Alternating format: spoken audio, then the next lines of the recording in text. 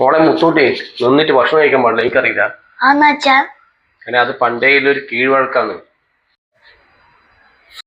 മോളെ പൊന്നോ, ഇങ്ങനെ പടിയും ഇരുന്ന് വായിക്കാൻ പാടില്ല കേട്ടാ. ആന്നാച്ചാ അങ്ങനെ അറിയുന്നു. അങ്ങനെ അത് പണ്ടേയുള്ളൊരു കീഴ്വഴക്കാണ് കേട്ടാ. മോളെ മുത്തൂട്ടി ഇങ്ങനെ ഇരുന്നിട്ട് കാലാട്ടം പാടില്ല.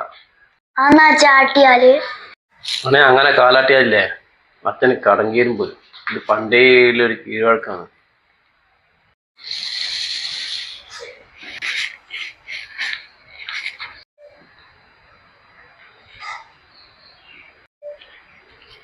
അച്ഛാ